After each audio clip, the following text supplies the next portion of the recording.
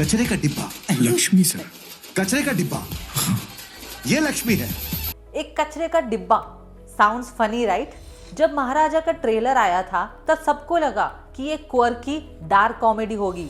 एक आदमी जो पुलिस स्टेशन जाता है ये रिपोर्ट कराने कि उसकी लक्ष्मी चोरी हो गई है, और लक्ष्मी सोना या पैसा नहीं है, वो लोहे का ट्रैश कैन है। Sir Lakshmi sir. क्या है ये? बट डायरेक्टर ने हमारे साथ एक बहुत बड़ा माइंड गेम खेला।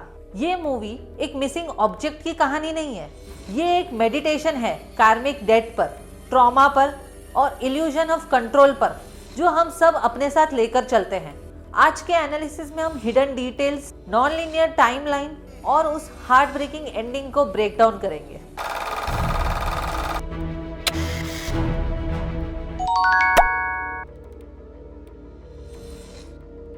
महाराजा का कैरेक्टर देखिए, ही is a man of routine. अपनी बेटी का स्केड्यूल, अपने कटिंग टूल्स, सब कुछ ऑर्डर में है। क्यों? क्योंकि जिस दिन उसकी वाइफ का डेथ हुआ उस दिन उसने रियलाइज किया कि लाइफ कितनी अनप्रेडिक्टेबल है। केओस से बचने के लिए उसने ऑर्डर का एक मास्क पहन लिया, लेकिन डायरेक्टर ने स्क्रिप्ट को फैक्चर्ड क्रोनोलॉजी में लिखा है। ये मूवी एक सीधी लाइन में नहीं चलती, ये एक जिगसॉ पजल है। लक्ष्मी एक मैकगुफिन है, एक चीज जो प्लॉट को आगे बढ़ाती है, बट उसका असली मकसद कुछ और है। पूरी कहानी उस 24 आवर विंडो के चक्कर काटती है जो महाराजा के पास से जुड़ी हुई है। पेसिंग की बात करें तो स्टार्ट थोड़ी स्लो है, but this is a false sense of security. Third act का रिवील एक फिजिकल असॉल्ट की तरह हिट करता है, क्योंकि हमने गार्ड डाउन कर लिए थे। क्या आपने नोटिस किया, डायरेक्टर ने हमें जवाब बहुत पहले ही दे दिए थे, बस हमने देखने में गलती कर दी। शुरुआत में ही एक सांप घर में घुस जाता है, महाराजा उसे मारता नहीं, उसे निकलने देता है। ये फोरशैडोइंग है उसके नेचर की। He isn't a killer, he is a protector.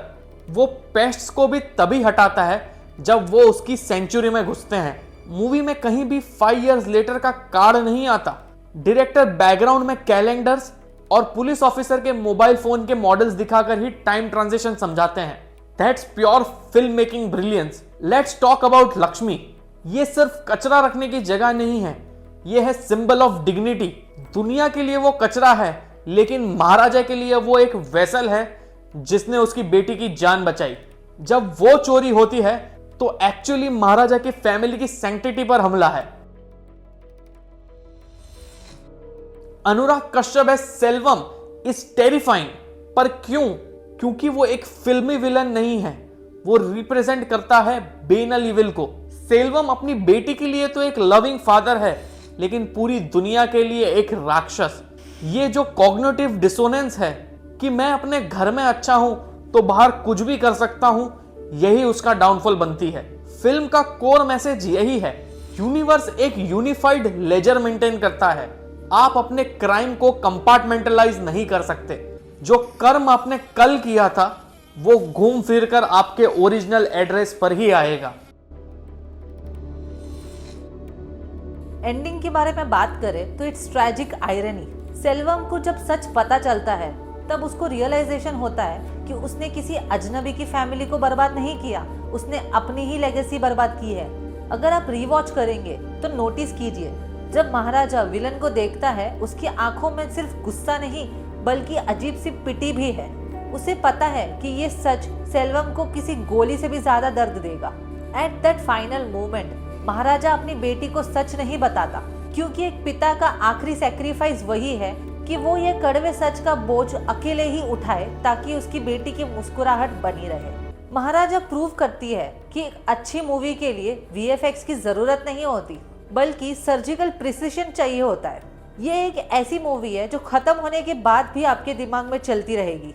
मेरा आपसे एक ही सवाल है, अगर आप महाराजा की जगह होते तो क्या आप अपनी बेटी को सच बताते या ये सच अपने साथ कब्र तक लेके जाते? कमेंट्स में जरूर बताइए। अगर आपको ये एनालिसिस पसंद आया तो लाइक बटन को जरूर दबाइए और सब्सक्राइब करें ऐसे ही डीप डाइव्स के लिए। मिलते हैं अगले वीडियो में।